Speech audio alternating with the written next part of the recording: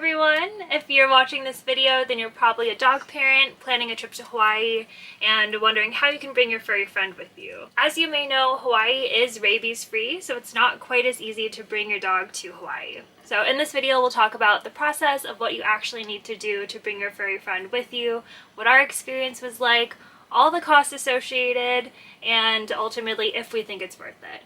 We're Erin and Liana, and this is our dog Bailey. We quit our jobs to start a mini retirement because old age isn't guaranteed. We built out a van and are traveling full-time exploring new places throughout the U.S. We temporarily moved out of the van to travel to Hawaii for a month, but are moving back in soon to continue our adventures on the road. Be sure to like, comment, and subscribe to follow along on our travels. For some context, we flew from California to Oahu with Bailey in cabin. It's something that they call PETC or PETC, as opposed to putting your pet in cargo. So we have a small dog, so that was able to be done. It's extremely important to note that all of this paperwork that you have to complete must be correct and done completely. If it's not done correctly or completely, then your dog can be subject to 120 days of quarantine, which would be no fun for anybody. It would be sad for us, it'd be sad for Bailey, sad for you. That's one thing that's mentioned all throughout their documentation. Don't forget.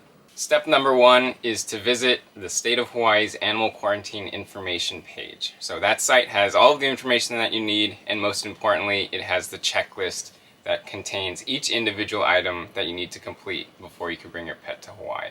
We recommend doing this about 6 months in advance. That way you're kind of familiar with the process, know the timelines that things need to happen, and all that good stuff. And we also recommend talking to your vet at the same time. That way they can also confirm with you things like estimates, costs, all that stuff, as well as if they're familiar with the process and can help you through it. Since we're flying to Oahu and we wanted Bailey to be released from the airport as soon as possible, we opted for checklist 1, which is something called direct airport release or 5 days or less program. If you're flying to another island, you might follow a different checklist or have different regulations, but we're just going to be talking about checklist 1. Step 2, you need to ensure that your dog has been microchipped. We already had Bailey microchipped when she was a puppy, so it's not something that we're including in this cost. But if your dog is not microchipped yet, you're going to want to make sure that they get the microchip before they get the rabies antibody test. You want to check with your vet to make sure that they can confirm that they can read it, because if your pet gets to Hawaii and in their testing they can't read your microchip, your dog can be subject to 120 days of quarantine. Step 3, your pet needs to have had at least 2 rabies vaccinations, and the last one must be current, meaning it's obviously not expired.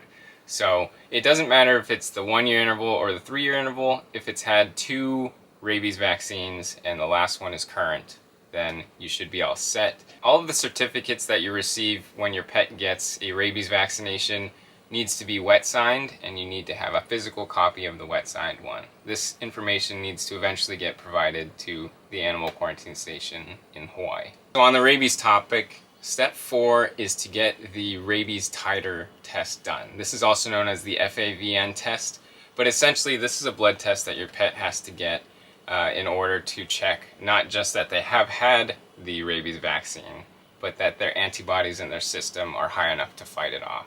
So this gets done by a licensed vet. They pull a blood sample and send it off to a specific lab, and then the lab produces the results that is given back to your vet, and then your vet gives it to you. So you don't ever need to interface with the lab itself. It's all done through your vet. If you do have a positive result, then you have 36 months to use it. So you could go to Hawaii multiple times, you could go to anywhere else that is typically rabies-free and requires this test. It's important to note that this test can take a long time. Online it said that it was backlogged like 1 to 2 months, so we recommend doing this early, I would say 6 months in advance again, because you never really know when it will be done. And the other thing to note with this rabies titer test is that it has to be completed and the results have been produced before 30 days of your arrival to Hawaii. So there needs to be a gap between a positive result and when you arrive. Step 5 is to submit the documents and payment. So once you fill out the AQS form specifying the DAR program, You're going to want to mail the AQS form, the 2 most recent wet-signed rabies vaccine certificates, and payment via money order or a cashier's check. Just note that personal checks are not accepted. And you're going to want to make sure that this packet arrives to them 10 days before your arrival. We did not follow that. We missed the deadline, so as a backup, which is not as recommended, you can still bring this packet with you to Hawaii to the animal quarantine office and give them all the paperwork there. But just note, if you don't submit it beforehand, there is a chance that they can quarantine your dog, and it is more expensive if you're paying in person, but I think it was about $60 more. So recommend actually getting this packet together ahead of time, mailing it in, and meeting their deadline. Step number 6 is to schedule an appointment with your vet. So this appointment needs to be done within 14 days of your arrival to Hawaii, and your vet needs to do 2 things. Number 1 is that they have to do a health certificate on your dog or cat, and that's essentially just checking for wellness. It's not really about grooming, but they're looking for things like fleas and ticks on their fur or cuts and open lesions that could be prone to issues in the future. The second item is that they have to administer a flea and tick preventative. So in our case, we give Bailey Simparica Trio every month, but in this case, our vet had to give Bailey that capsule or pill. So for this health certificate, they might ask you for certain information, like your flight information, where you're going, your destination, and when you're flying there. They'll also do a little back and forth with you just to verify that all of the information that they have on this kind of printout is correct, because once it's submitted, then you can't really undo it without additional fees. Technically, this health certificate can be mailed in with the rest of the packet, but since this health certificate has to be done within 14 days of your arrival, and you have to submit the packet and it has to arrive there before 10 days, that gives you such a short time or a little buffer where we don't recommend doing that, because you don't want your health certificate to be kind of lost in the mail or just in transit while you're actually arriving in Hawaii. So we recommend just hand carrying that, and there's no additional fees or any kind of issues with that. Step 7 is to add your pet to your flight reservation and to review the pet requirements associated with that airline. We flew on Hawaiian, and one thing to note with airlines is that they do have specific pet carrier dimensions. Bailey's carrier was actually too large for what Hawaiian allowed, so we had to buy a new carrier for her in order to bring her on the plane. So really important to kind of go through each airline's checklist of what they allow, and if you need to get a new carrier, make sure to do that. And when we actually called to make the flight reservation for Bailey, we had to provide the dimensions of our carrier. So make sure to research that beforehand, have that all written down, and it'll make it a lot smoother when you make your reservation. Step 8 is checking your dog in at the airport. So again, we flew Hawaiian, so we went to the Hawaiian kind of front desk and they checked in Bailey. We had to give them her certificate, they had to weigh her, and then they even pulled out a tape measure to measure her carrier to make sure that it fit their required dimensions. So the dimensions really do matter. I questioned if they were actually going to check. They did both ways, so. Yeah, so definitely pay attention to that. And yeah, overall that probably took about 10-15 minutes. It was a lot of paperwork. At the end of it, you get a little boarding pass for your pet. It doesn't really do anything, but it's kind of a fun little memento. Yeah. Step 9 is going to the animal quarantine station in Honolulu. So once your flight lands, there will actually be an agent that comes and meets you and escorts you to the animal quarantine station. And it was about probably like a 10-minute walk for us to get there, so it is kind of nice to have that escort so you know where it is. And once we got to the station, a handler came and took Bailey into their back area where they conduct their inspection, and then we provided our documentation and payment right in the front area. So again, since we didn't pay beforehand via mail, we had to pay in person, and it was a little bit more expensive, but all of that went pretty smoothly, and I think within 20 or 30 minutes, Bailey was back out with us and we were free to go with her. So overall, it was a pretty smooth experience, especially for it being our first time, and now that we've done it once, I think it would be easy to do again. Mm-hmm.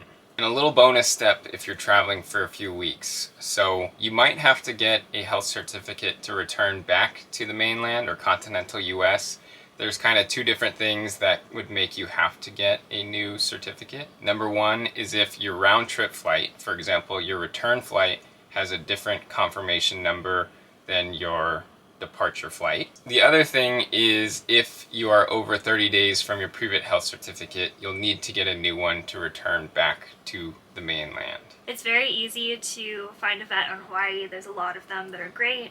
We scheduled an appointment and we're easily able to get Bailey in like the next day. So very easy to do, but just something to be aware of if you're going to be there for a few weeks.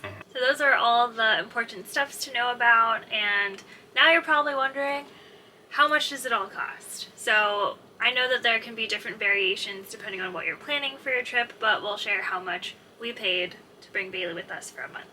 So our total costs, the fun part. So the first thing is the rabies titer antibody test. That blood test came out to $282. The next item is her 2 export exams. We had to get one each time that we went to the vet. The first one was $500. The second one was $400. Then the health certificate costed $210. And the administration of our flea and tick preventative costed $36.75. To fly on the airlines, you have to pay $125 each way, at least for Hawaiian Airlines. Then the hotel fees costed $300 in total. The last thing is our return vet visit to fly back from Hawaii, and that health certificate costed us $287. So the grand total, $2,450. It's quite a bit when you think about it. However, if you include or subtract the cost that it would have costed to, say, put your dog in boarding or rover or any of those things, you know, it kind of balances out, maybe not, but I don't think we would have traded having Bailey there because she got to be a little island doggo.